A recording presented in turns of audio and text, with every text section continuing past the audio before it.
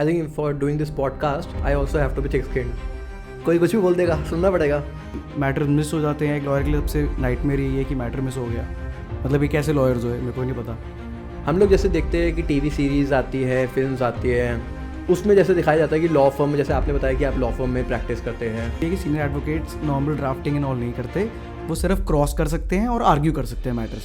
तो उसके हिसाब से आप कह रहे हो कि अब जो प्रैक्टिस है because of covid hybrid mode जो आ गया है, जिससे काफ़ी बेनिफिट हो. उस एग्जामिनेशन जो हमने देखा है अदालत में कटघरे में खड़े होकर सवालात करे जाते हैं, वो सब नहीं होता. तो उस केस में क्या करूं? जैसे कि आपने बताया कि लोग डर के दे भी देते हैं जब आईवीसी में पिटीशन फाइल होती है.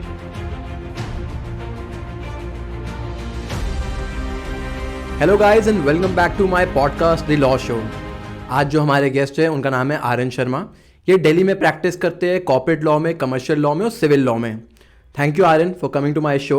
आप प्लीज़ अपना एक छोटा सा एक ब्रीफ इंट्रोडक्शन दीजिए उसके बाद, ताकि हम इस पॉडकास्ट की शुरुआत कर सकें. Hi Arpit, glad to be on your show. So coming straight to the point, मैंने अपनी LLB 2011 to 16 batch VIPS IP university से करी है. उसके बाद I pursued LLM in business corporate laws from NLU Delhi. Thereafter, I've worked in law firms in South Delhi and currently pursuing the same. Okay, आपने जैसे बताया कि आपने LLM करी है. LLM करने के बाद जब आपने प्रैक्टिस करी तो LLM से आपको कोई बेनिफिट हुआ है, या अगर आप डायरेक्ट BA LLB करके भी प्रैक्टिस करते हैं, did it make any difference? Difference तो है. It's not only LLM, it's I think from where you do your LLM. The culture in NLU is very different. बहुत डिसिप्लिन्ड शेड्यूल है वहाँ पे. रोज़ आपकी प्रेजेंटेशंस होंगी तो कॉन्फिडेंस बूस्टअप तो होता ही है वहाँ पे.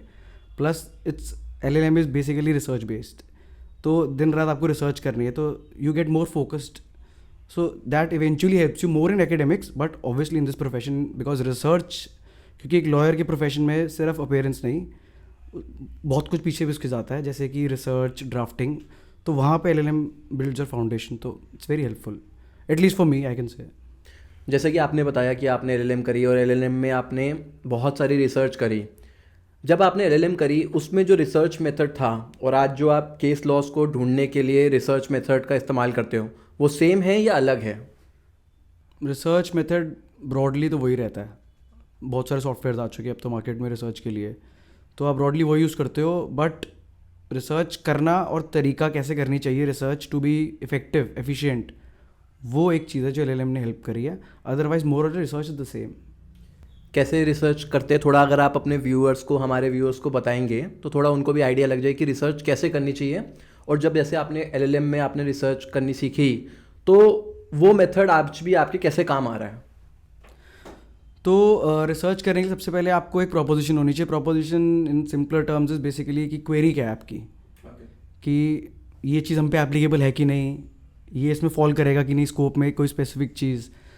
अगर आपको ये पता है कि आपको क्या रिसर्च करना है, आप बिल्कुल नैरो डाउन कर लो उसको बिल्कुल सिंपलर टर्म्स में, तो मोस्ट इफेक्टिव रिसर्च होगी. Otherwise I heard someone saying that if you are spending more than 2 hours on any research, you not researching, because you can find anything in 2 hours, which I think is true in some cases, but otherwise it's not true, because even today there are many propositions wherein I spend much time but can't get results.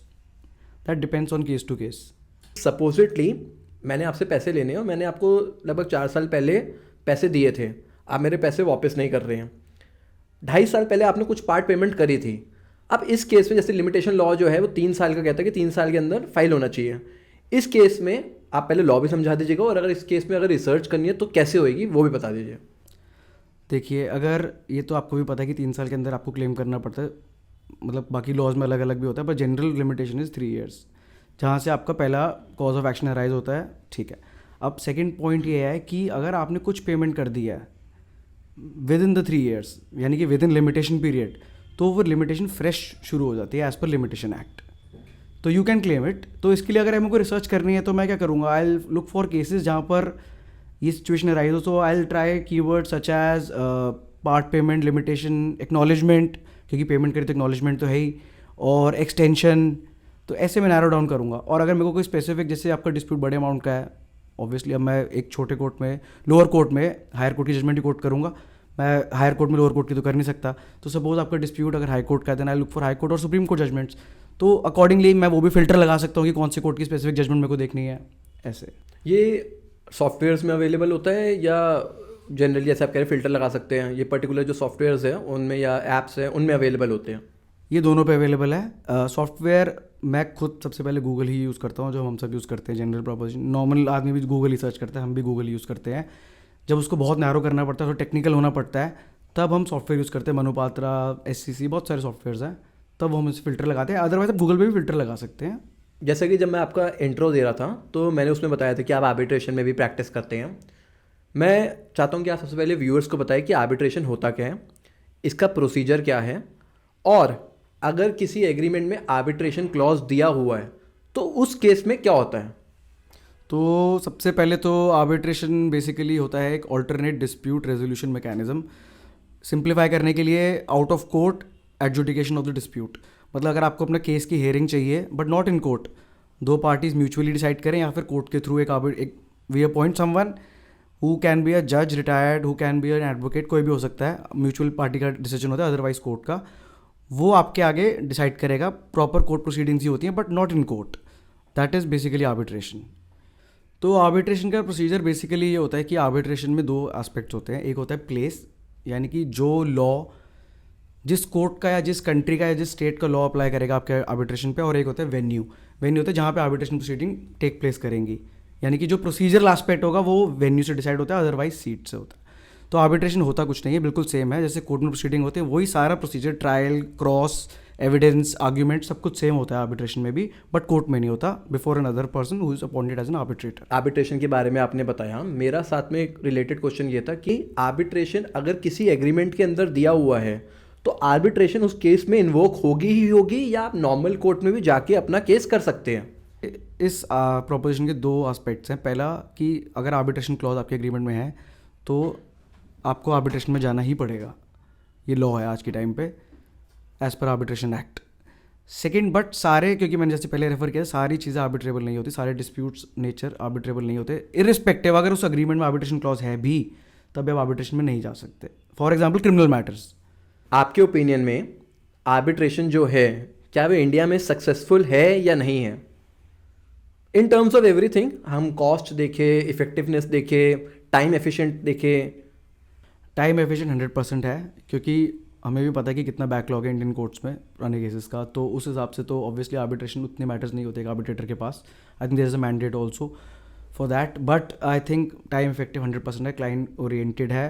The only aspect is sometimes arbitration is very costlier on the parties, because arbitration में क्या होता है, unlike a normal suit जहाँ पे जो case file करता है उसको court fees and all expenses bear करने पड़ते हैं, आर्बिट्रेशन में हमेशा एक्सपेंसेस हाफ हाफ डिवाइड होते हैं दोनों पार्टीज़ में। फिर जब लास्ट डिक्री पास होती है, जो कि आर्बिट्रेशन में अवार्ड कहते हैं, उसमें फिर वो डिपेंड करता है कि कौन जीता और किस हिसाब से किसको मिलेंगे वो पैसे। तो इस हिसाब से तो आर्बिट्रेशन ज़्यादा सक्सेसफुल है क्लाइंट ओरिएंटेशन से। बट आर्बिट्रेशन का एक नेगेटिव साइड भी है, वो ये है कि क्योंकि जो आर्बिट्रेशन का अवार्ड है, जो डिक्री होता है, डिक्री तो आप अपील में चैलेंज कर सकते हैं, पर आर्बिट्रेशन में आप ये नहीं कर सकते। आर्बिट्रेशन में आप सिर्फ उसको मॉडिफाई भी नहीं कर सकते, अब तो लॉ सेटल्ड है सुप्रीम कोर्ट का। आर्बिट्रेशन में सिर्फ रिमांड बैक करवा सकते हैं आर्बिट्रेटर के पास, और वो भी बहुत लिमिटेड स्कोप है। अब तो लेटेस्ट लॉ सेटल्ड इस पे 34 सेक्शन में। तो उस हिसाब से नॉट, मतलब if someone loses in arbitration, does not win, in that case I think he has a lesser chance of succeeding in 34 than in normal appeal in civil suit. और जैसे अगर आपने कहा अगर आर्बिट्रेशन अवार्ड को challenge करना है तो कोई पर्टिकुलर ग्राउंड्स भी है कि इन्हीं ग्राउंड्स के बेसिस पे जो केस है वो रिमांड बैक होगा, या कोई जनरल है इसमें लॉ? नहीं, इसका लॉ सेटल्ड है, सेक्शन है इसका 34 सेक्शन प्रॉपर आर्बिट्रेशन एक्ट में दिया हुआ है। उसके अंदर ग्राउंड्स दिए हुए हैं आपको कि किस किस ग्राउंड पे ही हो सकता है, सर वो बहुत लिमिटेड है। ये क्वेश्चन थोड़ा हटके है, जो अभी हम आर्बिट्रेशन के बारे में बात करते हैं उससे रिगार्डिंग नहीं है। हम लोग जैसे देखते हैं कि टीवी सीरीज़ आती है, फिल्म्स आती है, उसमें जैसे दिखाया जाता है कि लॉ फर्म में, जैसे आपने बताया कि आप लॉ फर्म में प्रैक्टिस करते हैं, तो उसमें जैसे दिखाया जाता है कि ऐसे लॉ फर्म्स होती है, ऐसे प्रैक्टिस होती है। उसको जब आप देखते हो और आप जैसे रियल टाइम में प्रैक्टिस करते हो तो क्या डिफरेंस है? तो जो OTTs पे आजकल दिखा रहे हैं लॉ फर्म्स के जितने भी आ रहे हैं, मैं भी उन्हें देखता हूँ, तो वर्किंग आवर वाइज काफ़ी सिमिलर है। लॉन्ग आवर्स होते हैं, no doubt, not to discourage anyone, but if you really want to work, otherwise तो it's okay for everyone. But जो इंफ्रास्ट्रक्चर दिखाया जाता है, मतलब टॉप टीयर्स में आई थिंक मैंने भी एक दो अच्छी लॉ फर्म्स में काम करा है, तो आई थिंक काफ़ी हद तक सिमिलर भी होता है, पर majority I think is not that, it's more imaginary than realistic, वैसे नहीं होता, बड़ा बेसिक सेटअप होता है। जैसे कि आपने बताया कि लॉन्ग आवर्स होते हैं काफ़ी, एक जो एसोसिएट होता है लॉ फर्म में उसके लिए स्ट्रगल कैसी होती है? और जैसे सीरीज में दिखाया जाता है कि ह्यूमिलेट भी कर दिया जाता है, सब कुछ होता है, 2 दिन तक बेचारे घर नहीं जाते हैं, सच है या एक्चुअली में ऐसा होता है? अब क्या बोलूँ उस पर, मैं आपको अपना एक्सपीरियंस बता देता हूँ, क्योंकि आई थिंक जब आप स्टार्ट करते हैं आप में एक बहुत ज़ील होती है, आपको प्रूव करना है और आपको सक्सीड करना है इस फील्ड में, तो you are willing to go to any extent in terms of working hours. तो yes, 100% people will exploit you, you have to be smart. There are long hours, there are normal days also जहाँ पे आपको timely you can get free, matter to matter depend करता है, पर otherwise yes, there have been nights I have been in office, not gone home for directly 2 days, so that is there, it is there, it is true। और law firm के अंदर politics भी होती है। In the long run अगर आप देखो, अगर आप बहुत मेहनत कर रहे हो, इवन इफ आप वहाँ पॉलिटिक्स के विक्टिम भी बन जाते हो, इट विल हेल्प यू। मेहनत कभी वेस्ट नहीं जाती, that is true, I have realized it, I have experience it, so yes it is there. And someone said to me that in this profession you have to be thick skin, I think that you have to take literally। I think for doing this podcast I also have to be thick skinned. कोई कुछ भी बोल देगा, सुनना पड़ेगा। तो लेकिन ये थिक स्किन्ड आई थिंक किसी भी आप प्रोफेशन में जाओ तो आपको रहना पड़ता है आई गेस। जैसे कि आपने बताया कि ज़ील होती है, जब यंग लॉयर होता है करना होता है, 2 दिन तक काम कर लेते हैं। अब आपको भी 7-8 साल हो गए प्रैक्टिस करते हुए। जो लॉयर्स आ रहे हैं, नए स्टूडेंट्स जो पास आउट होकर लॉयर्स बन रहे हैं, सेम ज़ील दिखती है जो आप में, आपको लगता है आप में थी?